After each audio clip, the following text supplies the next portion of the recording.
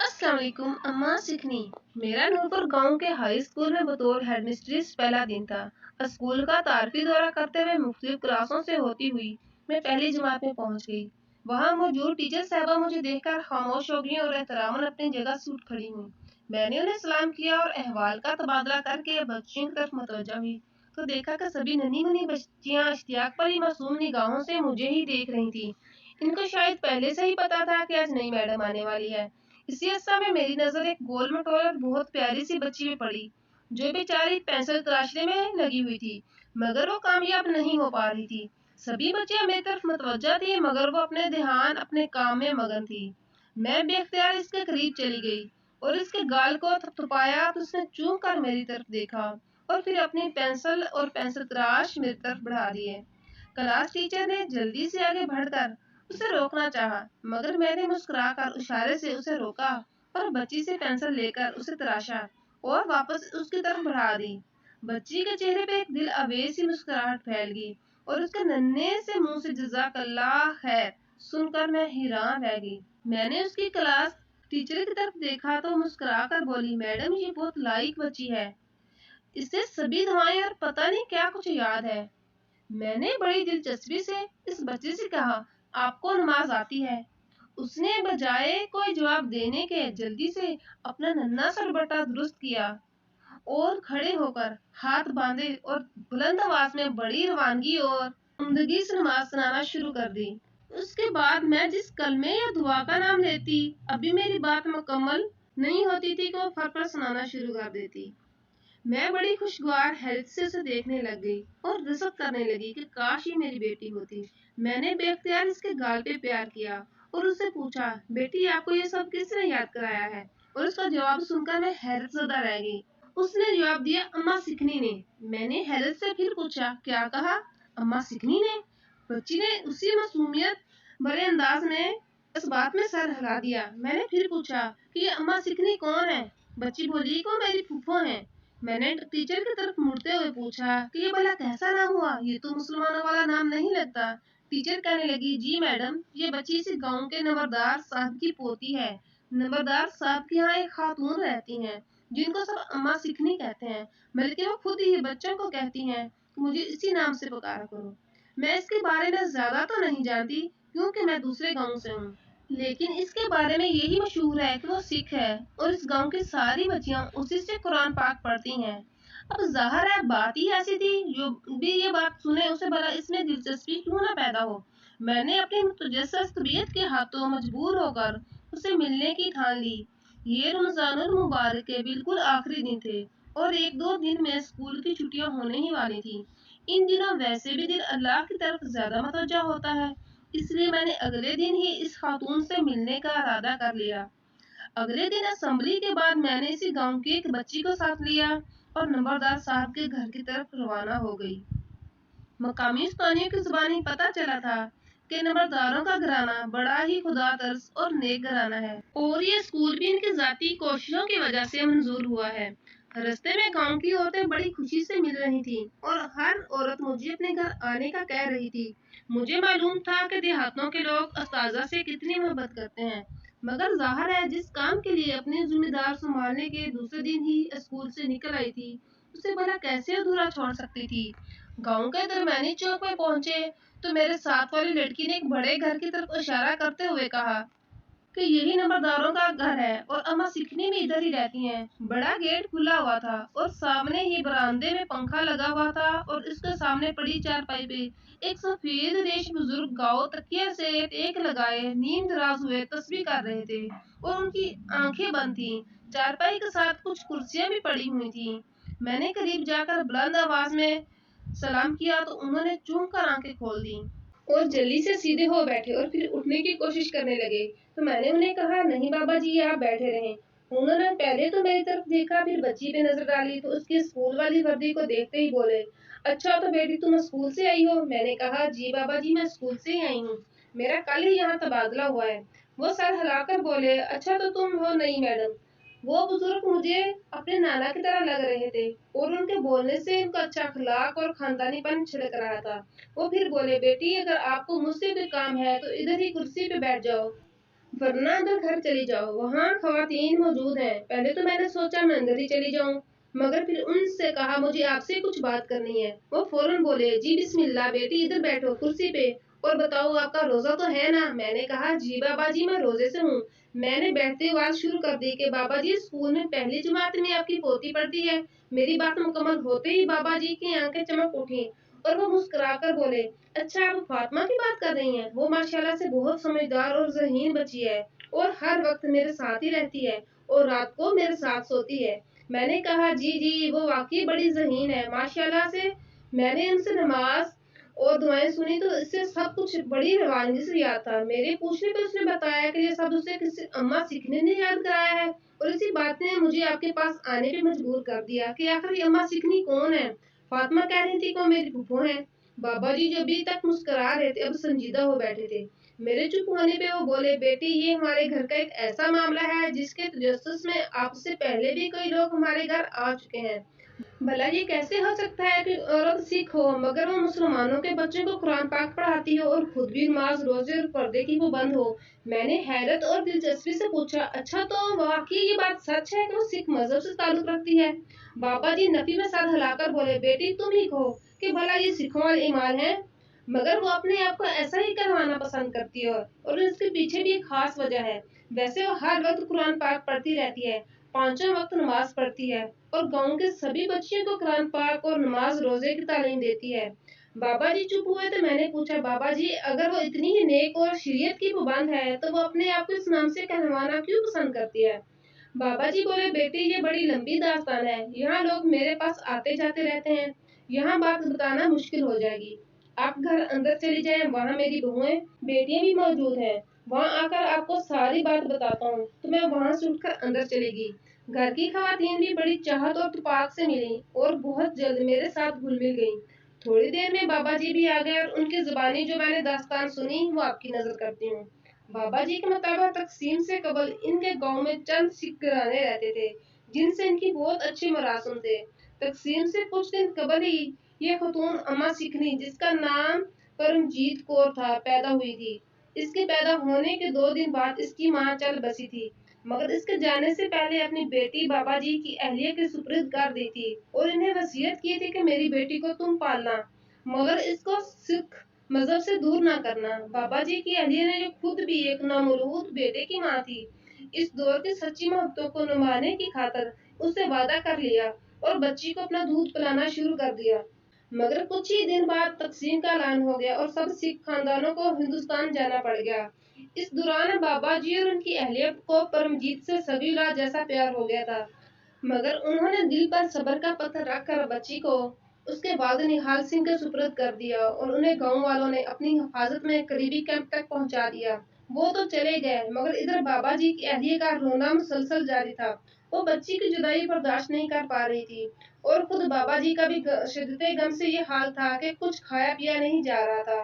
اسی رات بابا جی کے دروازے پر آواز پڑی، دیکھا تو دروازے پر نہال سنگھ بیٹی کو اٹھائے کھڑا ہے اور بچی کا رو رو کر رنگ کالا پڑ چکا تھا۔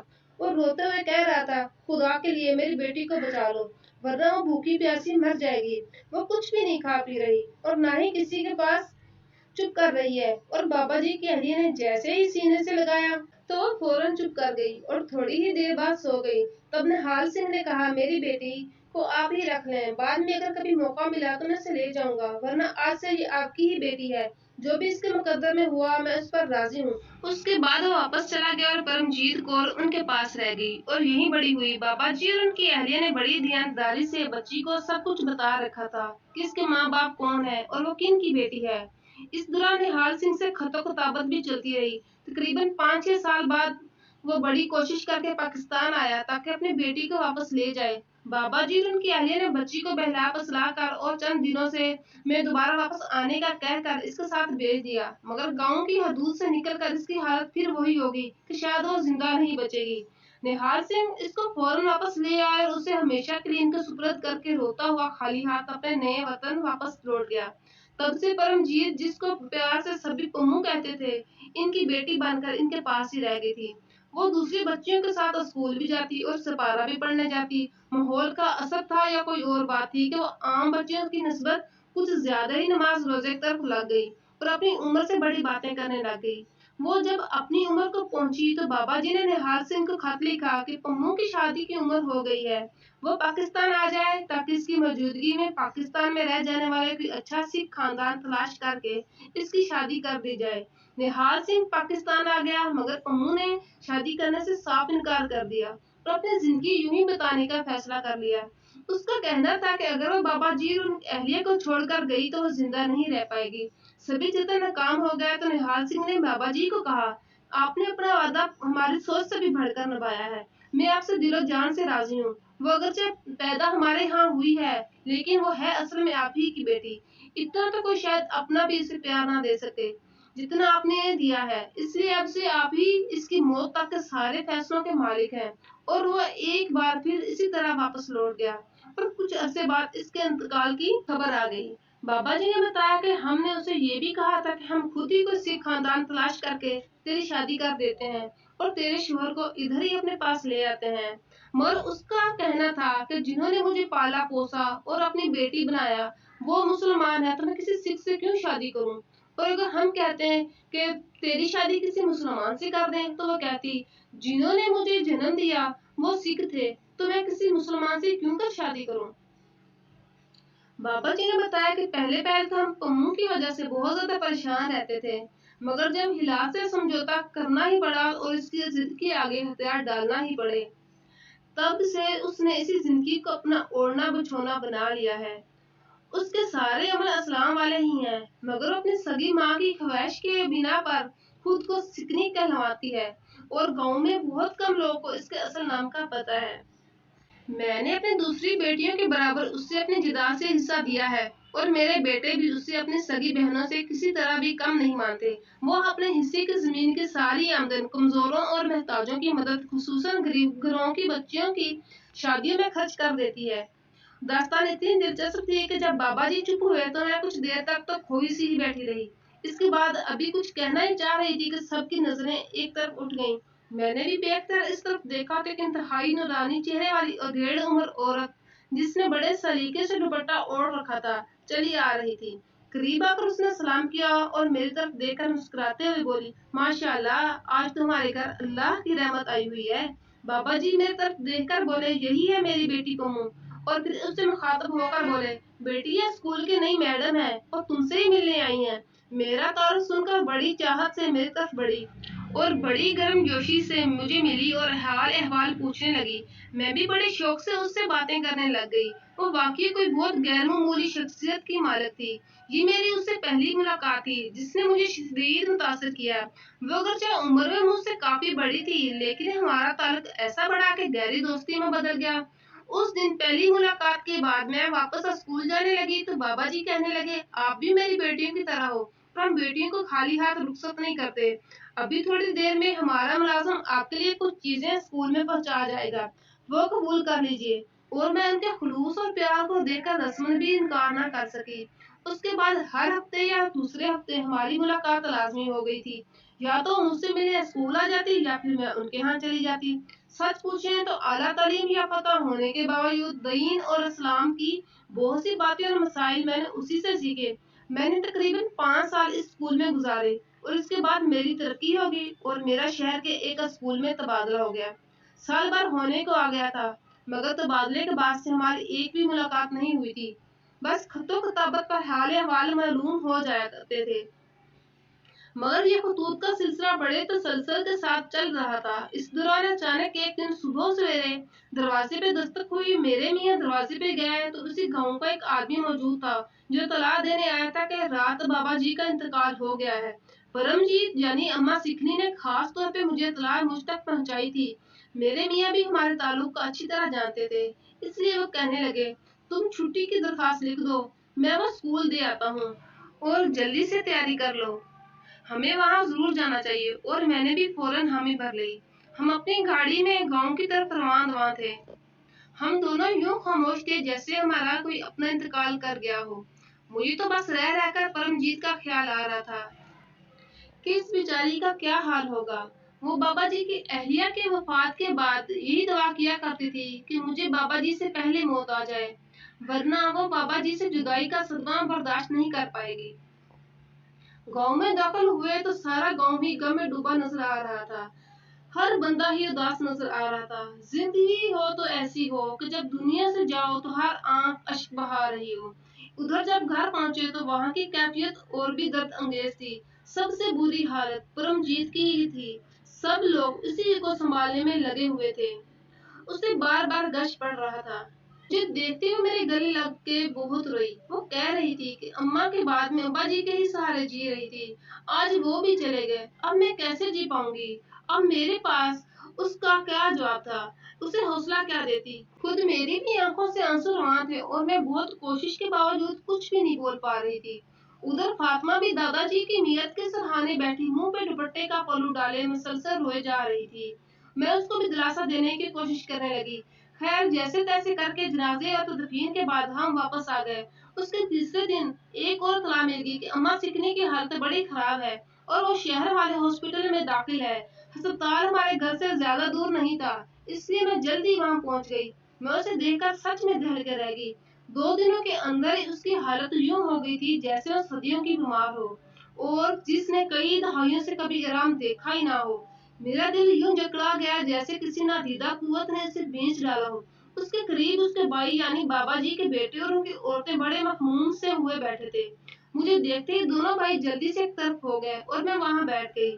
मैं उसके करीब बैठी तो उसने अधखुली आंखों से मेरी तरफ देखा और फिर जैसी ही आंखों की चमक कुछ इस तरह एक खातून ने बताया, इसने 2 दिन से कुछ नहीं खाया पिया। मैंने उसके करीब होकर कहा, देखो ये अच्छी बात नहीं, जानबूझकर खुद को हलाकत में डालना प्यारे अल्लाह जी को पसंद नहीं है। वो बड़े नहीफ से लहजे में बोली, मुझे पता है लेकिन मैं क्या कहूँ, ये मेरे बस में ही नहीं है। और मैं इसकी कैफियत से समझ गई कि वो बिल्कुल सच कह रही है। इस वक्त इसकी आंखें बंद हो गई और लगा जैसे वो इंतकाल कर गई हो। लेकिन डॉक्टर को बुलाने तक उसने दोबारा आंखें खोल दी। मैं बहुत घबरा गई। मुझे यकीन हुआ चला था कि अब अल्लाह का हुक्म आने ही वाला है। मेरे जी में न जाने क्या आया कि मैंने उसके करीब होकर कलमा शहादत पढ़ना शुरू कर दिया। उसके चेहरे पर हल्की सी मुस्कुराहट उभर आई। उसने मुझे खामोश होने का इशारा किया और आसमान की तरफ हल्का सा हाथ उठाकर बोली, ये मेरा और उसका मामला है। मैं समझ गई कि वो मेरी सोच से कहीं ऊपर की मदारज में है। मैंने फिर उसके करीब होकर सरगोशी के अंदाज में कहा, अच्छा ये तो बताओ आप मुसलमान हो कि सिख हो। वो फिर हल्का सा मुस्कुराई और बोली, जात तो मेरी सिख है लेकिन मैं मुसलमान होने से इनकार नहीं कर सकती। जिसके पास जा रही हूँ वही बेहतर जानता है कि मैं क्या हूँ। बस दुआ करना कब्र में उसके प्यारे हबीब सल्लल्लाहु अलैहि वसल्लम की ज़ियारत हो जाए। और उसके साथ ही उसकी गर्दन ढलक गई। बस यही उसके आखिरी अल्फाज थे और उनके साथ ही इसकी रूह कब्ज से अंसरी से परवाज कर गई। वहां खड़े दोनों भाई यूं एक दूसरे के गले लग के रोने लग गए जैसे वो हकीकत में उनके खून के रिश्तेदार हो। वाकई कई बार ऐसा होता है कि जिनसे खून का रिश्ता नहीं होता वही सबसे ज्यादा महबूब हो जाते हैं। खुद मेरे लिए भी ये बहुत बड़ा गम का मामला था और इस घर के लिए तो खैर एक बहुत बड़े सदमे के फौरन बाद ये दूसरा सदमा था। हम दोनों मियाँ बीवी इस बार भी उनके गांव गए थे। वहां जाकर पता चला कि उसने सिर्फ यही वसीयत कर रखी थी, इसकी कब्र बाबा जी और उनकी अहली के कब्रों के दरमियान बनाई जाए। और बाबा जी के बेटों ने उसी हिसाब से उसके लिए जगह रख छोड़ी थी। और अब वो क़यामत तक के लिए अपने माँ बाप की गोश में आ चुकी थी और अब उसे जुदाई का कोई झटका भी नहीं था। मेरे मियाँ बता रहे थे कि ऐन जनाजे के वक्त किसी ने बात कर दी कि ये सिख थी और इसकी नमाज जनाजा क्यों पढ़ाई जा रही है, जिसकी वजह से गांव के कई लोग शिशो पंच में पड़ गए। लेकिन मौलवी साहब आगे बढ़े और कहने लगे कि सारी जिंदगी नमाज रोजा करके गांव के सारे बच्चों को कुरान पढ़ा के नादारों की मदद करके भी अगर वो सिख ही है तो कोई पढ़े या ना पढ़े, लेकिन मुझे अपनी बख्शिश के लिए इसका जनाजा पढ़ने की बहुत ज्यादा जरूरत है। और ये कहकर उन्होंने कुबला रुख होकर जैसे तकबीर के लिए हाथ बुलंद किए तो कोई एक बंदा भी ऐसा नहीं था जो सफ में ना खड़ा हुआ हो।